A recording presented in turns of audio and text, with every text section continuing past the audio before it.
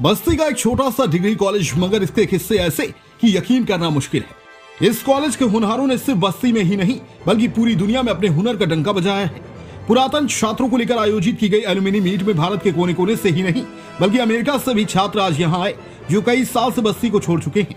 मगर जब उन्हें यह पता लगा कि इस कॉलेज के होनहार छात्रों को लेकर एक मीट बुलाया गया है, तो वे इतना सुनते ही अपनी पुरानी यादों को ताजा करने के लिए आ गए, जहां से उनके करियर की नींव तैयार हुई थी। आज बस्ती जनपद के किसान डिग्री कॉलेज में एल्यूमिनी मीट की जब शुरुआत हुई तो एक से बढ़कर एक दिग्गजों के कार्यक्रम में मौजूदगी ने चार चांद लगा दिए। प्रशासन, न्यायपालिका, शिक्षा, कला सहित विभिन्न क्षेत्रों में कॉलेज का नाम रोशन कर रहे देश विदेश से इस कॉलेज में पढ़ चुके छात्र जुटे थे। केडीसी कैंपस में कार्यक्रम का आयोजन हुआ। यह पूरा आयोजन पूर्व छात्रों को समर्पित रहा। इसके अलावा बेस्ट स्टूडेंट एल्यूमिनी अवार्ड सहित विभिन्न क्षेत्रों में काम कर रहे गौरव बढ़ाने वाले 5 पूर्व छात्रों का होगा अभिनंदन भी किया गया। किसान डिग्री कॉलेज के पूर्व छात्र रहे और कार्यक्रम के सूत्रधार व अडानी ग्रुप के सीनियर अधिकारी दुर्गा दत्त पांडे के द्वारा पुरातन छात्रों सहित पूर्व शिक्षक और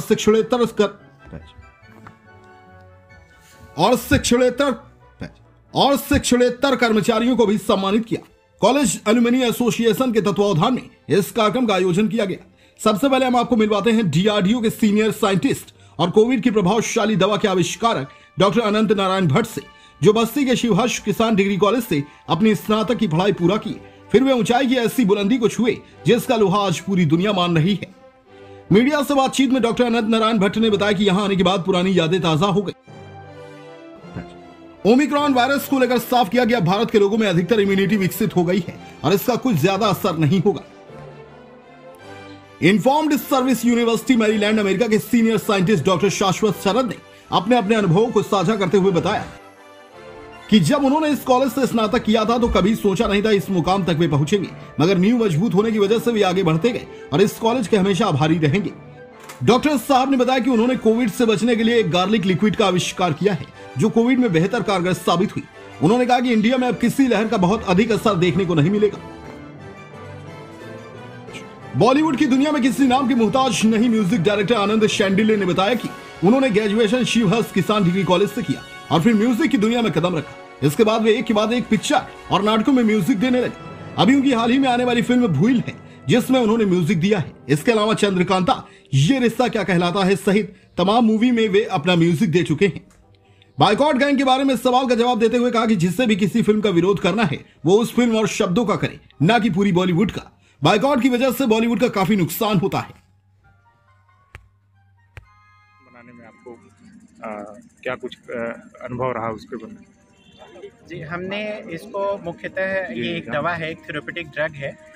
जब किसी को कोरोना हो जाता है तो उसके बाद इस दवा का प्रयोग होता है, जो लोग मॉडरेट और सीवियर पेशेंट्स होते हैं उनके लिए।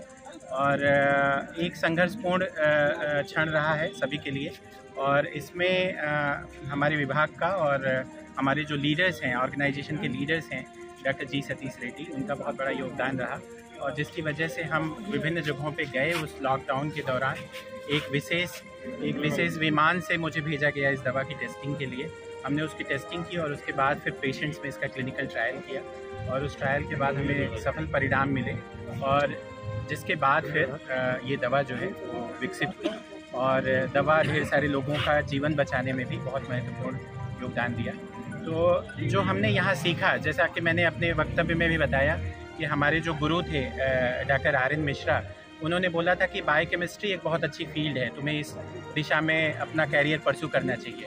तो मैंने बायोकेमिस्ट्री में परस्यू किया, और ये जो दवा का विकास हो पाया वो भी शायद उस विषय में अध्ययन और उस विषय में शोध कार्य की वजह से ही हो पाया।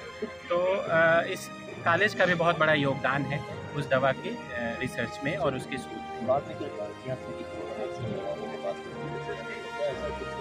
युवाओं में हार्ट अटैक की समस्या ज़्यादा है, क्या ऐसा? नहीं, देखिए, अगर एक दो केसेस आ जाते हैं तो उसकी वजह से अगर कोई ये कहे कि सभी के साथ ऐसा है, बहुत से लोगों ने वैक्सीन लगाई है, करोड़ों लोगों ने वैक्सीन लगाई है।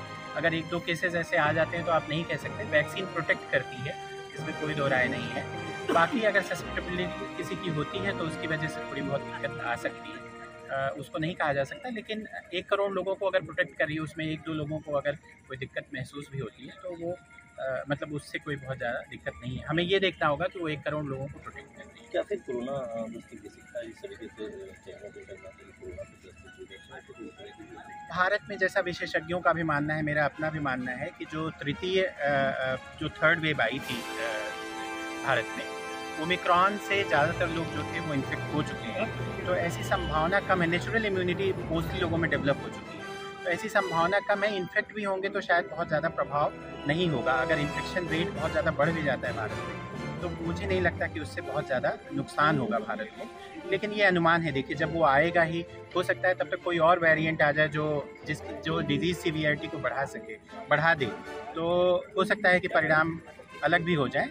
लेकिन जो ज़्यादातर विशेषज्ञों का मानना है कि बहुत दुष्प्रभाव नहीं पड़ेगा जो आने वाली वेव। बाइकआउट ट्रेंड बहुत कर रहा है, तो किस तरीके से आप देखते हैं? देखिए, बुनियादी तौर पे मैं बाइकआउट का बिल्कुल विरोध करता हूँ। मुझे लगता है कि ये एक सही परंपरा नहीं है, क्योंकि कोई भी व्यक्ति अगर एक क्रिएटिव प्रोडक्ट आपके सामने लेकर आता है और समाज का एक बड़ा हिस्सा अगर उसका विरोध करना शुरू कर देगा, तो फिर वो अल्टीमेटली वो प्रोडक्ट आप तक पहुँच नहीं पाएगा। मुझे लगता है कि अगर आपको किसी विषय पर नाराज़गी है तो आप उस फिल्म को मत देखें। उस फिल्म को अगर आप नहीं देखेंगे तो वैसे ही वो फिल्म जो अपने आप जनता के बीच में पॉपुलर नहीं हो पाएगी, उसका स्थान नहीं बना पाएगी। लेकिन एक पॉलिटिकल मोटिवेटेड तरीके से किसी फिल्म का विरोध करना और उसको बाइकआउट करना और दूसरे लोगों को बिना देखने के लिए मजबूर करना, ये एक बहुत सही परंपरा नहीं। और फिर क्या होने लगा है कि आपके पास एक लीगल बॉडी है, सेंसरशिप है, आप उसके तहत अगर, या आपके पास कोर्ट है, अगर आपको लगता है कोई ऐसी चीज़ जो सही नहीं है तो आप कोर्ट में जाए, फिल्म के खिलाफ केस करें। आप केस जीतेंगे तो फिल्म शायद नहीं दिखाई देगी। लेकिन अगर समाज का हर हिस्सा अगर इस तरीके से आंदोलन शुरू कर देगा कि हमें इस दृश्य पे एतराज़ है, तो क्या एक प्रोड्यूसर, क्या एक डायरेक्टर फिल्म को रिलीज़ करने के पहले समाज के सारे अलग अलग धड़े सारे तबकों के पास ले जाके पहले उनसे परमिशन लेगा और फिर वो फिल्म को रिलीज़ कर पाएगा? ये एक बहुत स्वाभाविक प्रक्रिया नहीं है। मुझे लगता है कि इसका विरोध नहीं होना चाहिए, आप मत देखिए। दूसरा मेरा एक पक्ष है, कुछ फिल्म मेकर कई बार अपनी फिल्म को एक कॉमर्शियल एंटिटी बनाने के लिए कई बार कुछ ऐसी चीज़ें करते हैं जिससे उसको वो कॉन्ट्रोवर्सी के दायरे में ले आए। उनको पता है कि ज़्यादा कॉन्ट्रोवर्शियल अगर फिल्म होगी, उसकी चर्चा ज़्यादा होगी तो लोग कई बार देखने आएंगे, और ये कई बार कामयाब टेक्निक भी रही है। बहुत सारी फिल्मों में देखा है कि इस तरह की फिल्में ज़्यादा कॉमर्शियल हिट रही हैं। आपको लगता है जो पहले बॉलीवुड ने जो ट्रेंड बनाया, जो कंट्रोवर्सी जारी करने के लिए, तो क्या अब उसके लिए घातक हो रही क्या? देखिए, कुछ चीज़ें अगर ये जानबूझ के बनाई गई कोई पॉलिसी है या उनका एक कॉमर्शियल मैं कहूँगा गिमिक है, तो ये आत्मघाती है, ये आपको परेशान करेगा। क्योंकि अल्टीमेटली इतनी बड़ी इंडस्ट्री अगर उसका बाइकआउट होना शुरू हो जाएगा, पिछले साल 20,000 करोड़ रुपये का नुकसान हुआ था फिल्म इंडस्ट्री को, अगर इस तरह का एक रेगुलर अगर ये चीज़ शुरू हो जाएगी तो बहुत लगातार घाटे मिलेगी। घाटे का मतलब कॉमर्शियल सिर्फ नहीं है, बहुत अच्छा कंटेंट भी माना जाता है। जब हम विरोध करना शुरू कर देते हैं तो लोगों के अंदर क्या फिल्म ना देखने की परंपरा डेवलप हो जाती है, लोग थिएटर जाना बंद कर देते हैं, तो उससे इंडस्ट्री को नुकसान होता है। जो बहुत अच्छा कंटेंट आ रहा है, वो अच्छा कंटेंट आना भी जो है वो कम हो जाता है। वो वेरिएंट 3 वेरिएंट तक में ही सक्सेसफुल होती है, उसके बाद वो वायरस अपने आप चेंजेस करते हैं। तो हमें कहीं ना कहीं अपनी पद्धति में, अपनी चीज़ों में थोड़ा सा बदलाव लाना पड़ेगा। तो जो मेरा प्रयास रहा, वो वैक्सीन में ज़्यादा ना रह करके मुझे उसके वायरस को कैसे किल किया जा सकता है, और वायरस आपके अंदर अगर पहुंच भी जाए तो वो डीएक्टिवेट हो जाए। उसके लिए हम लोगों ने जो प्रयास किया कि अगर हम ऐसा कुछ बनाएं जो आपके जीवन का एक अंग बन जाए, जैसे कि हम मंजन करते हैं, तो कि आपके बैक्टीरिया नहीं ग्रो करे मुँह में, आपका मुँह स्वस्थ रहे, तो आप उसके लिए मंजन, हम लोगों ने एक गार्गिल बनाया था जो पूरा आयुर्वेदिक और अल्कोहल फ्री है, जिसको 3 साल के बच्चे से लेकर 4 साल के बच्चे से लेकर के 80 साल के बुजुर्ग तक उसका इस्तेमाल करते थे। और वो ऐसा गार्गिल का है, मतलब कि वो वायरस के ऊपरी त्वचा को वो रप्चर कर देता है। तो अगर आप खांसते और छींकते भी हैं तो वायरस इनएक्टिव फॉर्म में जाता है, तो आप उसको स्प्रेड से भी रोकते और आपके अंदर भी वायरस को ग्रो नहीं करता। तो उसकी तरफ एक हमारा प्रयास था, और जिसका भी लोगों ने उसका उपयोग किया उसका काफ़ी पॉजिटिव रिस्पॉन्स था। हमने उसका क्लिनिकल ट्रायल एम्स जोधपुर में भी कराया, और उसका जो है कोरोना वायरस के अगेंस्ट उसकी एक्टिविटी हम लोगों ने यूएस में मेलैंड में भी देखी लैब में। उसके बाद हम लोगों ने उसको लॉन्च किया और उसका लोगों को काफ़ी प्रभाव दिखा। तो वो खाली कोरोना वायरस में नहीं, किसी तरीके के वायरस को क्योंकि मारने में वो कारगर है।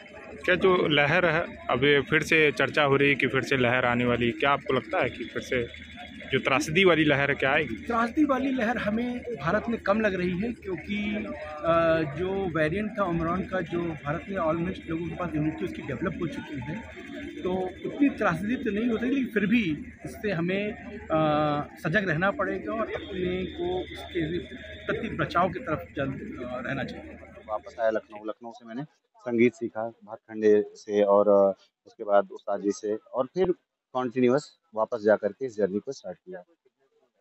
हाँ, मेरी फिल्म अभी आई है भवई, ऋतिक गांधी की, उसमें मैंने म्यूजिक किया है। और टेलीविजन में काफ़ी म्यूजिक किया है, लाइक चंद्रकांता हो गया, पेशवा हो गया, 51 हो गया, अभी चन्ना मेरेया शो चल रहा था स्टार प्लस पे मेरा, तो चलते रहा। और कई सारे अभी सोलोज भी मेरे आए हैं टी सीरीज के साथ, और भी तमाम सारी चीज़ें आने वाली हैं, बैक टू बैक अभी आई हैं।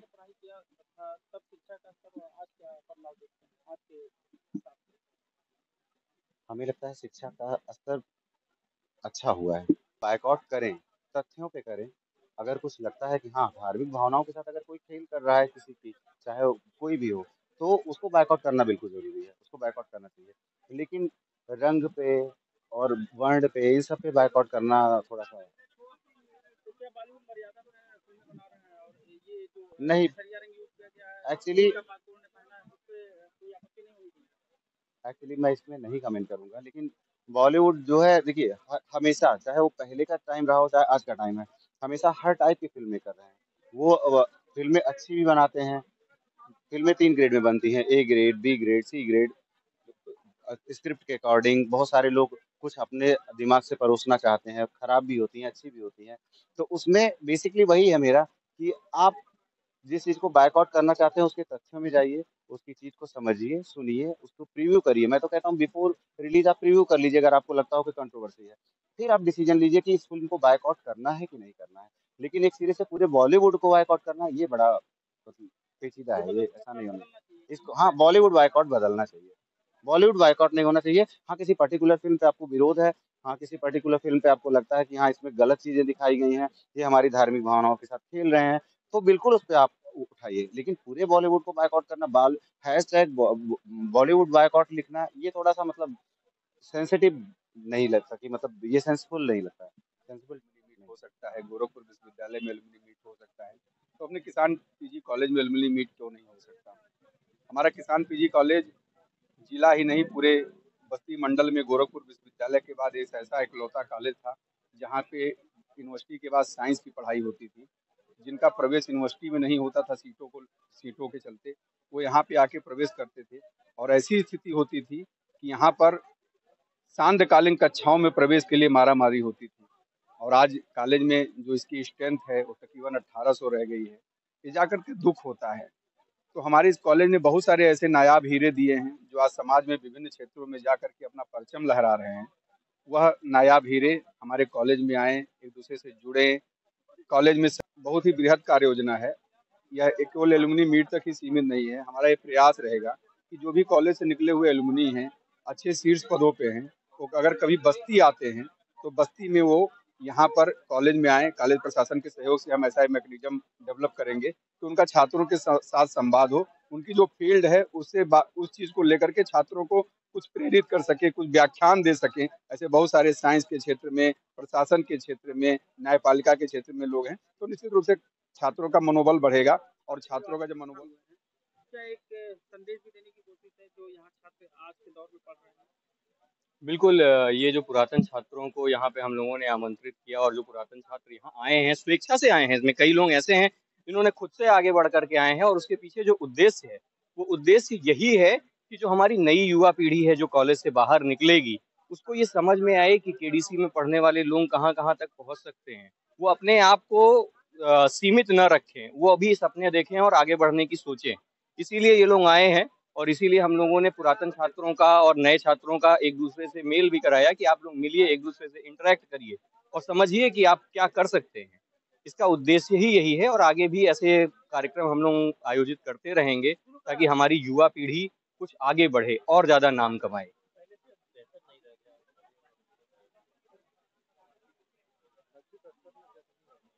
देखिए, शैक्षिक स्तर में जो कमी आई है वो कहीं ना कहीं हम महसूस कर रहे हैं, और उस कमी को महसूस करते हुए, ये मैं यहाँ से एलुमनी रहा हूँ, तो मेरी ये जिम्मेदारी है कि मैं कुछ काम करूँ। ये उसी क्रम में पहला, आप समझिए कि पहला मील का पत्थर है ये।